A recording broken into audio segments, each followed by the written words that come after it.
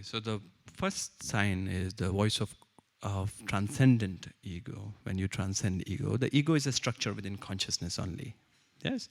So as you awaken within that, the first sign of the saner voice, it sounds like silence. That's how it sounds. It sounds like nothing at all. And that nothing is always speaking.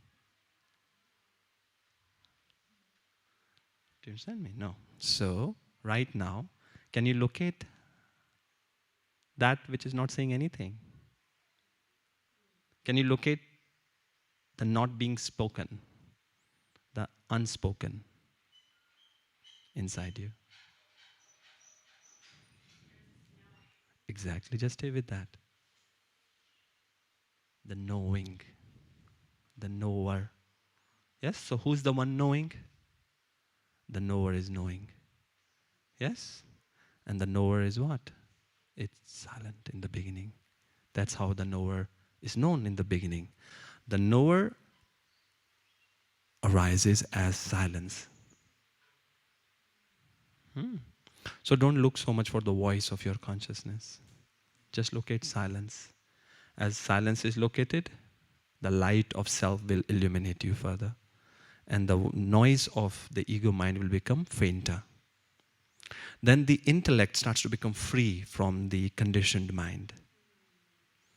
When the intellect starts to become free from the conditioned mind, then the intellect informs intuition.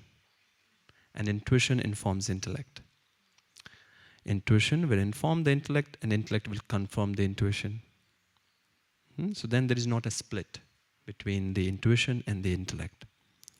In the beginning stages, we will find a split between the intuition and the intellect, the split between the heart and the mind. Now, if you are progressing, it's a clear sign that if you're really progressing within yourself, then your intellect and intuition will become allies.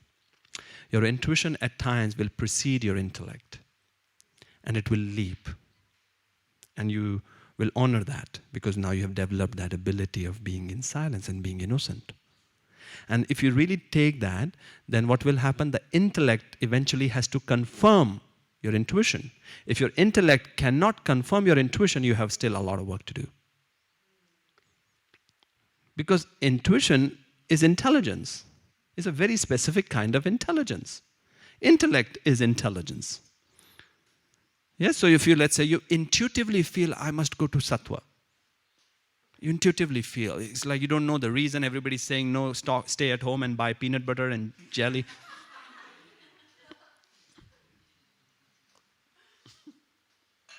And you intuitively feel. And you take the action. Yes, based on your intuition. And then if you land here and then you start doing, then your intellect has, yes, I was right. Thanks God I came here. Yes, but if your intellect says, no, oh my God, why did I come here? What was my intuition saying? Then you have work to do in yourself. So intuition and intellect have to get into harmony. That's a sign of progress. Clear? The overly noisy intellect is a lack of security within ourselves. It's fundamentally pointing to an inherent anxiety somewhere within us. Mistrust of intelligence, of our ability. Because you are at your most intelligent when your intellect is working in silence without you even knowing. It's just going, that's what you call flow state. A flow state is that you're experiencing a certain level of silence in you and you are doing incredible work, but you don't know how you're doing it. You're not analyzing it, because if you stop to analyze, you can't do it. So when you observe a genius at work and you say, oh my God, she's so good. What you're seeing is a certain level of effortlessness is being shown. Something to you seems like, how is he doing that? Or how is she doing that? But they are showing it a sense of effortlessness. They are able to express something so complex in a very innocent manner. So there is a sense of absence of effort is being visible. Yes? You don't see an effort there. So what is that? If you really ask a person who is in that, they say, I'm just doing it. Right? So that's the flow state. Now, when you see a person figuring out, or let's say even just a piano, or you see effort, you say, okay, they're learning. And you can say, yes, they have work to do. So if we get into that overly analytical state, then we start to rely on that too much, then we are actually hindering our intelligence. We are limiting it. And why are we limiting it? Because somewhere we still have a lack of self-love, self-respect, that actually we are capable of, that cosmic intelligence can really take me over. What is cosmic consciousness? Cosmic consciousness is that when the cosmos takes you over, the cosmos acquires a nervous system. Instead of you resisting it, it starts acquiring you. Yes? And so then you do your great work and you just don't know how you did it. And then you just say the right thing and you say, how did you say that? I just said it. And then of course you can use your intellect to explain why you said it. But when you say it, there was not an analysis which preceded you saying it. What preceded, of course, that a certain cultivation of certain state, a cultivation of certain way of life, which is conducive to that arising in you more and more. Yes.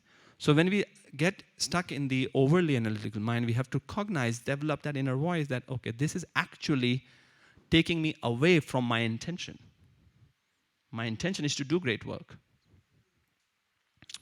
But if I stay stuck in this, then actually I can't do great work.